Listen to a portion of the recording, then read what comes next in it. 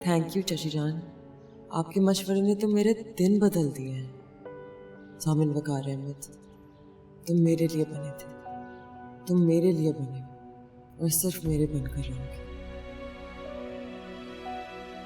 मैं तुम्हारे दिलो दिमाग से सहर तो क्या, उसका नामो निशान तक मिटा दूंगी।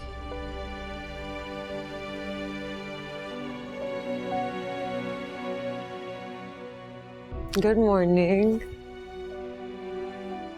चलो तुम फ्रेश हो जाओ, मैं तुम्हारे लिए नाश्ता बना, ठीक है?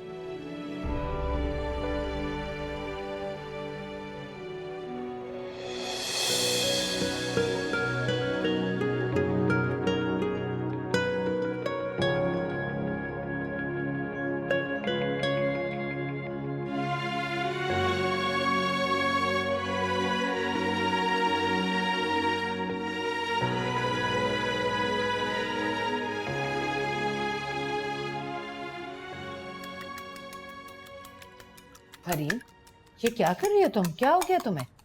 गुड मॉर्निंग मामा, मैं जामिन के लिए नाश्ता बना रही हूँ। क्यों? फरजाना कहाँ है? तुम्हें क्या जरूरत है उसके लिए नाश्ता बनाने की? फरजाना को बुलाओ। नहीं मामा, आज से जामिन का हर काम मैं अपने हाथों से करूँगी। उसका नाश्ता, खाना, उसके कपड़ों की इस्त्री तक, उसका हर काम।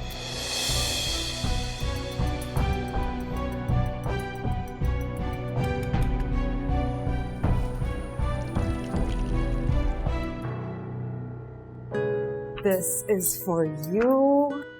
खाकर बताना कैसा लगा। Thank you.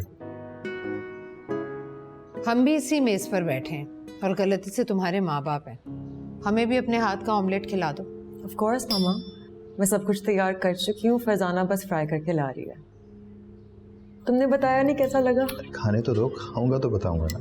इसमें व्हाइट एंड ग्रीन पेपर्स हैं for flavour, specially for you. तुम चाहो तो इस पे black pepper. Good, thank you.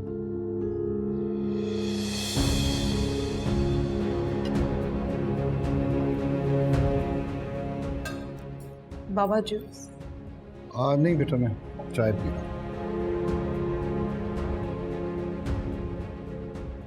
आपकी फरमाइश पर पराठा बना दिया है, मगर देखभाल कर खाइएगा। ब्लड प्रेशर और कोलेस्ट्रॉल के मरीज हैं आप। अरे भाई, ये पराठा मैंने अपने लिए नहीं बनवाया, ये इस बच्चे के लिए बनवाया है। दो इसे पराठा। अपने शौहर के घर में तो ना जाने कैसी कैसी शानदार डिशें खाती होगी, क्या क्या खाने खाती होगी, और तुमने इसे ये रात का सालन और ये सूखी रोटी दे दी। मेहमान है, मेहमान नवाजी करो। आलू में यही नाश्ता करती हूँ। अच्छा चलो भाई, पूरा ना सही, ये एक टुकड़ा तो खा लो भाई, तुम्हारे लिए ही तो बनवाया है।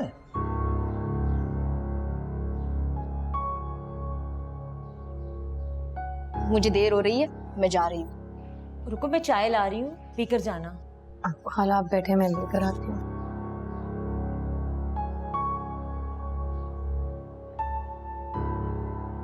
मैं सेंटर जाके पी लूंगी। अल्लाह हाफिज। अल्लाह हाफिज। आपको एकदम ये क्या हुआ है? एक नजर नहीं भाती थी आपको सर, अब उसके लिए पराठे? बेवकूफ, नजर नहीं आ रहा? ये लड़की नहीं है, चलती फिरती लॉटरी का टिकट है। इसके लिए जो कुछ कर रहा हूँ, ये दौलत हमारे लिए लेकर आएगी, वरना मैं तो एक मिनट ना बर्दाश्त करूँ इसे घर में। आहिस्ता बोले, किचन में वो चाय लेने गई है, सुन लिया तो उसे कितना बुरा लगेगा।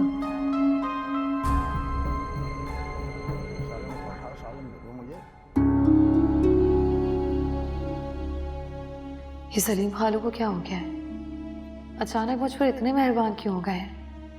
क्या मैं शम्सा खाला को बता दूं कि रात में वो मेरे कमरे में आए थे, लेकिन कमरे में तो ज़ूबिया भी थी? नहीं, मुझे ऐसा नहीं सोचना चाहिए। शम्सा खाला ने मुझे अपने घर में पनाह दी है।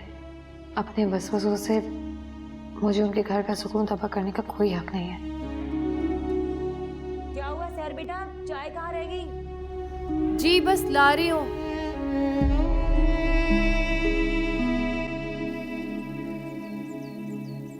हेलो, मैं हरीम बात कर रही हूँ। अस्सलाम वालेकुम मैम। इफ्तिखार साहब तो अभी ऑफिस नहीं आए। नहीं, मैंने जामिन का पूछने के लिए फ़ोन किया। वो तो ऑफिस आ गया है ना? जी मैम, अभी अभी आए हैं। बात करवाऊँ आपकी? नहीं, ये बताओ आज किसी मीटिंग के लिए जामिन ने ऑफिस से बाहर जाना है? मैं चेक करके बताती हूँ। नहीं मैम, ऐसी कोई मीटिंग नहीं है, शेड्यूल में तो नहीं है। ठीक है, मैं बाद में फ़ोन करती हूँ। और सुनो, जामिन को मत बताना कि मैंने कॉल की थी। Okay ma'am.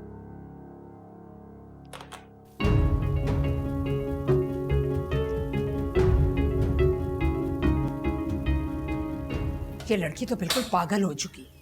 मैंने उससे कहा था कि जामिन को सजा दो, उसने तुम्हें अजियत पहुंचाई है, थोड़ी तकलीफ तुम भी पहुंचाओ, लेकिन नहीं, ये लड़की तो उस धोखेबाज आदमी की मोहब्बत में ऐसी अंधी हो चुकी है कि उसे अपनी इज्जत बेइज्जती का एहसास ही नहीं। तुम्हारी बेटी तो खुश है ना, तो तुम्हें अपनी बेटी की खुशी में खुश होना चाहिए। टिकटिकी पर लटकी है आपकी बेटी की खुशी। अगर आपको याद हो तो आपके दामाद की एक बीवी और भी है। अब वो यहां से जा चुकी है और अब वापस नहीं आएगी। रह गया जामिन तो वो अब हमारी बेटी का शौहर है और हमारा ही बच्चा है, और बड़े होने के नाते हमारा ये फर्ज बनता है कि हम अपने बच्चों की गलतियां माफ कर दें। लेकिन पहले वो सजा तो भुगत ले। वो तो सजा भुगते बगैर ही राजा इंदर बनकर बैठ गया। देखो राबिया, हमारे दामाद और बेटी का नया नया रिश्ता बना है, और ये जो नए रिश्ते होते हैं ना, ये नाजुक कोंपलों की तरह होते हैं। इनको धूप से, हवा से, हर उस चीज से बचाया जाता है जो उनके लिए नुकसानदेह हो। तुम अभी से उनके साथ ऐसा बर्ताव करोगी तो इसका नतीजा अच्छा नहीं निकलेगा। और अच्छे नतीजे के लिए आपको अपने दामाद की बागें खींच के रखनी पड़ेंगी और गाहे बगाहे उसे याद दिलाना पड़ेगा कि वो हमारी इकलौती बेटी का शौहर है और हमारी बेटी की खुशियां हमें बहुत अजीज है।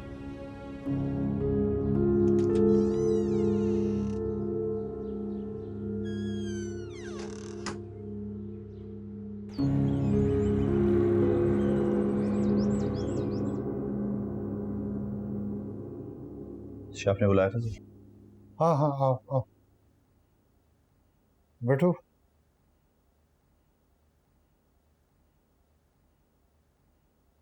हरीम तो खुश है ना तुम्हारे साथ? जी खुश है। शहर से कोई राब्ता तो नहीं किया था?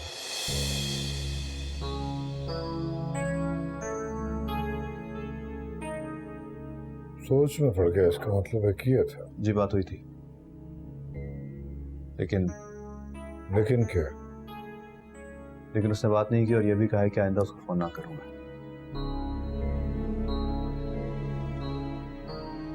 उसका नंबर लिखो यार। किसका? शहर का नंबर, मुझे उससे बात करनी है।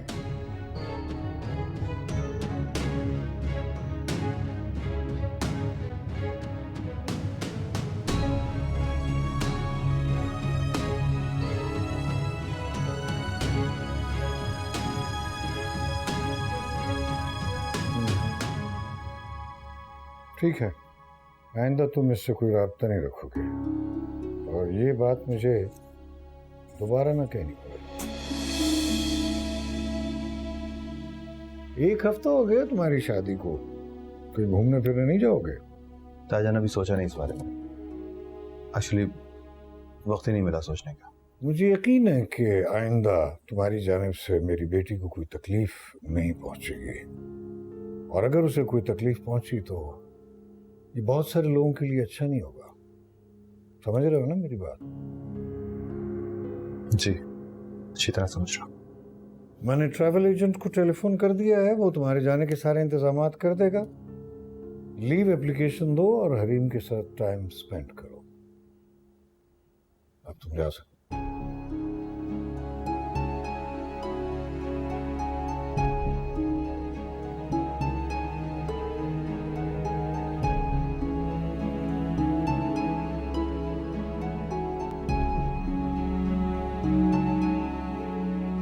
मम्मा, मम्मा, मम्मा, परसों जामिर और मैं हनीमून पे जा रहे हैं।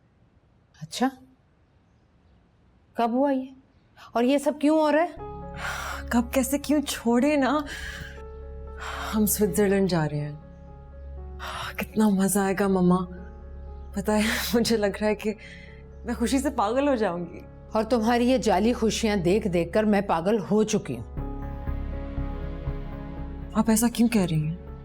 हनीमून पर जाने से पहले जामिन से तलाकनामे पर साइन करवाओ। शहर को ठिकाने लगाए बगैर तुम जितनी भी खुशियां मना लो, मेरी नजर में सब जाली हैं। मामा, क्या आपसे मेरी इतनी सी भी खुशी देखी नहीं जाती?